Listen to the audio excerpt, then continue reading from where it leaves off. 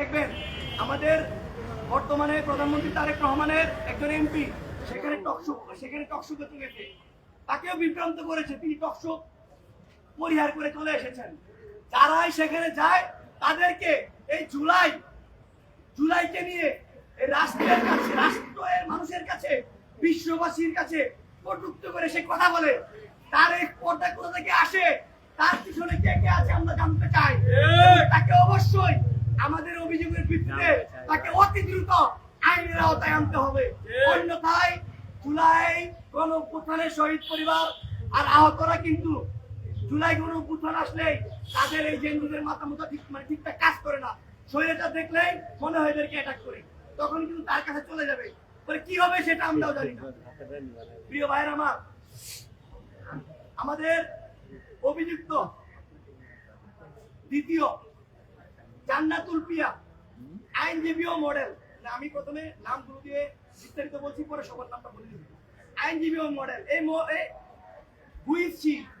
সে হচ্ছে খুনি লীগের ব্যারিস্টার সুমনের রাতের রানী এবং খারাপ একটা মহিলা, যে কিনা এখনো পর্যন্ত বলে আমরা শাওনের পক্ষে আছি।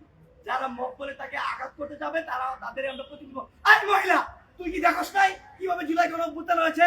কতগুলো মানুষকে পাখির মতো তোর এই গুন্ডারা গুলি করেছে, হত্যা করেছে। তাহলে তুই কিভাবে এটা খুনির পক্ষে নিয়ে কাজ করিস?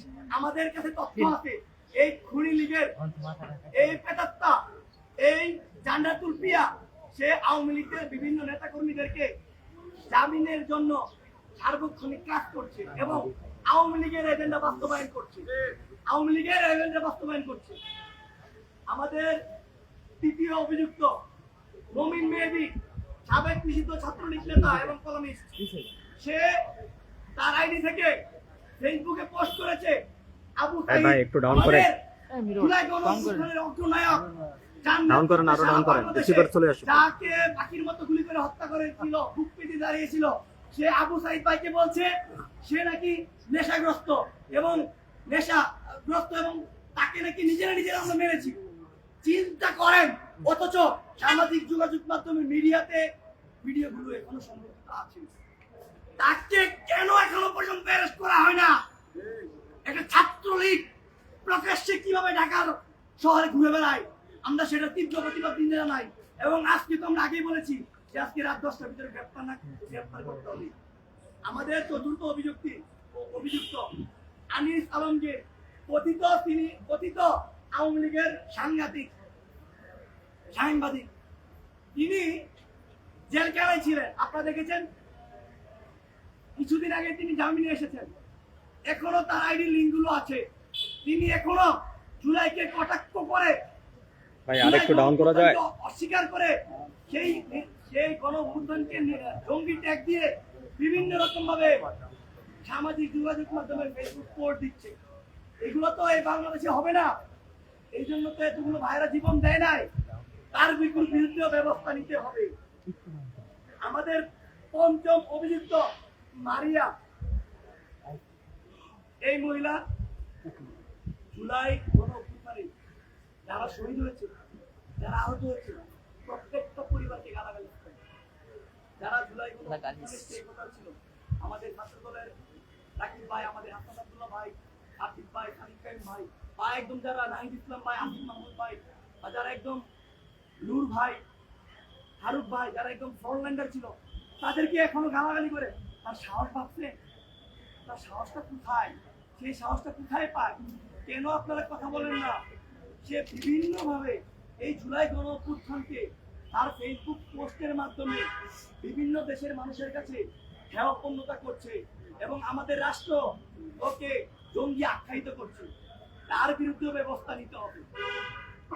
আমাদের 6 নম্বর অভিযুক্ত মডেল দৃষ্টি, সেও কিন্তু ফেসবুক পোস্টে লিখেছে, বেশ কিছু সামাজিক যোগাযোগ মাধ্যমে দেখবেন জুলাই গণঅভ্যুত্থানকে কটাক্ষ করে প্রচুর বাজে কথা বলেছে। এখন আমার কথা হচ্ছে, আপনি কথা বলেন, কোনো সমস্যা নাই। আপনি যখন বাংলাদেশের সার্বভৌমত্ব, বাংলাদেশের একটি ইতিহাস, যে ইতিহাস শুধুমাত্র 36 দিনের আন্দোলন এই ইতিহাসের সাথে রক্ত লেগে আছে, 1400 শহীদদের রক্ত, 30,000 অধিক আহতদের রক্ত। এটাই হচ্ছে 36 দিনের ইতিহাস। যারা 36 দিনের ইতিহাসকে কটূক্তি করেন তাদের জন্য বলছি, 1400 অধিক শহীদ হয়েছে, আহত হয়েছে এই 36 দিনের ইতিহাসের জন্য, যেটা সংরক্ষণ করা রাষ্ট্রের দায়িত্ব। কাজেই আমরা দেখি, আমরা শুনতে পাই, বর্তমানে দেখি যে এই নিষিদ্ধ লীগগুলো বিভিন্ন সংগঠন হয়ে ফিরে আসে। তারা কখনো স্পোর্টসম্যান হিসেবে ফিরে আসে, তারা কখনো মিডিয়া ব্যক্তিত্ব হিসেবে ফিরে আসে, তারা কখনো চিত্র জগতের মানুষ হিসেবে ফিরে আসে, কখনো ডাক্তার, কখনো আইনজীবী, কখনো হকার, বিভিন্ন এজেন্টে ফিরে আসে। প্রিয় ভাইয়ের আমার, আপনাদেরকে একটা গুরুত্বপূর্ণ কথা বলবো। সেই কথাটা হচ্ছে, সামাজিক যোগাযোগ মাধ্যমে সারা বাংলাদেশের মানুষের কাছে জুলাই গণ অভ্যুত্থানকে যারা ভিন্নভাবে নিয়ে গিয়েছে সেটাও নিষিদ্ধ আওয়ামী লীগ। কিভাবে? আমরা দেখেছি ইন্টারিম সরকার থাকাকালীন সময়ে 17-18 মাসে প্রায় 500টিরও অধিক আন্দোলন হয়েছে। আপনারা খেয়াল করবেন, প্রত্যেকটা আন্দোলনে এই নিষিদ্ধ সংগঠন আওয়ামী লীগ জড়িত। তাদের নেতাকর্মীদেরকে দিয়ে এই আন্দোলনগুলো করিয়েছে এবং সাধারণ মানুষকে বুঝিয়েছে যে এদের কাছে নিরাপদ না এবং এরা আপনাদের জীবনকে অতিষ্ঠ করছে। এই সাধারণ মানুষের কাছে এই নিষিদ্ধ আওয়ামী লীগ আমাদেরকে এই ধরনের কাজ করেছে। তাহলে আমরা কিভাবে বলি, আরে ভাই, যিনি টপ লেভেলের নেতা তাকে আমরা সামাজিক যোগাযোগ মাধ্যমে চিনি, তার বক্তব্য চিনি, ফেসবুক চিনি, ব্যানার চিনি। আর যে উপজেলার নেতা, যে ইউনিয়নের নেতা, যে ওয়ার্ডের নেতা, তাকে কি আপনারা চিনেন? তার গায়ে কি লেখা থাকে আমি যুবলীগ, আমি ছাত্রলীগ? লিখে থাকে আমি আওয়ামী লীগ? লিখে থাকে না। এই কুত্তা লীগগুলাই এই বিভিন্ন আন্দোলনে অংশগ্রহণ করে এই জুলাই গণ অভ্যুত্থানকে ব্যর্থ করার জন্য এবং জাতির কাছে বিভ্রান্তকর হিসেবে উপস্থাপন করার জন্য বিভিন্ন রকম পায়তারা করেছে। প্রিয় ভাইয়ের আমার, আমরা আরো কয়েকটি দিক আপনাদেরকে তুলে ধরবো। আপনারা খেয়াল করেন, গত 3 জুলাই আমরা অভিযোগ করেছি, আজকে 5 জুলাই তাদেরকে অ্যারেস্ট করছে না। অথচ 2 দিন অতিবাহিত হয়ে যাওয়ার পরেও প্রশাসন থেকে দৃশ্যমান কোনো ব্যবস্থা পায় নাই। গতকালকে আমাদের সদস্যরা শাহবাগ থানায় সন্ধ্যা 7টা থেকে রাত 11:30 অবস্থান করেছে আপডেট জানানোর জন্য। তাদের কাছ থেকে তেমন কোনো ভালো আপডেট আমরা পাই নাই। যে অভিযোগগুলো সামাজিক যোগাযোগ মাধ্যমে একদম পরোক্ষভাবে সকলের কাছে আছে, এত প্রমাণ থাকতেও যদি তাদেরকে অ্যারেস্ট করতে বাধ্য হয়, তাদের যদি ফোর্স না থাকে, তাহলে আপনারা শাড়ি চুরি কিনে মহিলা বউ হিসেবে বাসায় পড়ে থাকেন, আপনাদেরকে মাঠে নামতে হবে না, বাসায় থাকেন।